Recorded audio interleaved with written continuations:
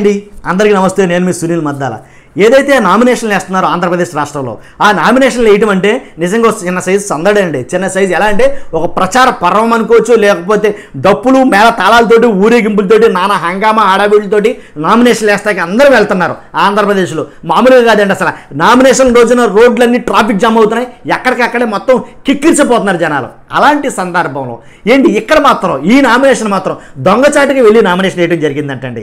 నిజంగా దీంట్లో వాస్తవం ఎంత ఉందో నాకైతే తెలియదు, కానీ మ్యాక్సిమం నేను మిమ్మల్ని అడుగుతున్నా, దొంగచాటుగా నామినేషన్ వేయాల్సిన కర్మ ఏంటి అసలు?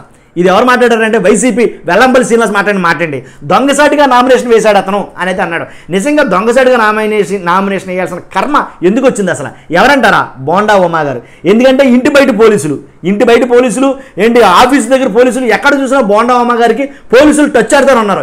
ఏ క్షణం అన్నైనా అరెస్ట్ చేయొచ్చు. సో నన్ను నామినేషన్ వేయడానికి వెళ్లే ముందు అరెస్ట్ చేస్తే కనుక నేను నామినేషన్ వేయడానికి కుదరదు కాబట్టి నామినేషన్ వేసేస్తే ఎలాగైనా కానీ దొంగసాటిగా వెళ్ళాను, లేకపోతే ఏదో రకంగా వెళ్ళి నామినేషన్ వేస్తే ప్రాబ్లం ఉండదు కదా అని ఆయన గుట్టు చప్పుడు కాకుండా నామినేషన్ వేసాడు అన్న విషయం చాలామంది మాట్లాడుకుంటున్నారు. దీంట్లో పెద్ద తప్పేం లేదు వాస్తవంగా అయితే కనుక. ఏంటంటే ఉన్న పరిస్థితులు అలా ఉన్నాయి కాబట్టి ఆయనకి. కానీ దాన్ని ఎలా వాడుతున్నారంటే వైసీపీ నాయకులు కానీ ఎవరైనా కానీ ఏంటి దొంగచాటుకి వెళ్ళి నామినేషన్ చేసినటువంటి వ్యక్తి ఆంధ్రప్రదేశ్ రాష్ట్రంలో ఒకే ఒకడు బోండా ఉమా అనేది మాట్లాడుకోవడం జరుగుతుంది. నిజంగా ఎలాగంటే కనుక నామినేషన్ అనేది నిజంగా ఒక పండగ వాతావరణంగా క్రియేట్ చేశారు అందరూ.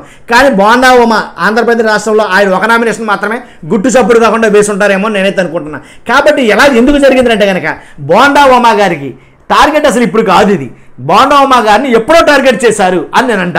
దీని మీద వీడియో చేయాలనుకున్నాను, చేయమంటారు వద్దంటారు, మీ అభిప్రాయం తెలుసుకోవాలని ఉంది. ఖచ్చితంగా మీరు మాత్రం మీ అమూల్యమైన అభిప్రాయాన్ని సలహాని కానీ కామెంట్ రూపంలో తెలియజేయండి. కాబట్టి బోండా ఉమా దొంగసాటికి వెళ్ళి ఎలా నామినేషన్ వేశాడా, లేకపోతే పబ్లిక్గా వెళ్ళి నామినేషన్ వేశాడా ఏంటనేది మీ అభిప్రాయం తెలుసుకోవాలనుకున్నాను. చూస్తున్నా మీరు అందరూ కూడా మర్చిపోద్దు, మన వీడియోని లైక్ చేయండి, కామెంట్ చేయండి, కుదిరితే షేర్ చేయండి, కొత్త వాళ్ళైతే సబ్స్క్రైబ్ చేయండి. Thank you very much.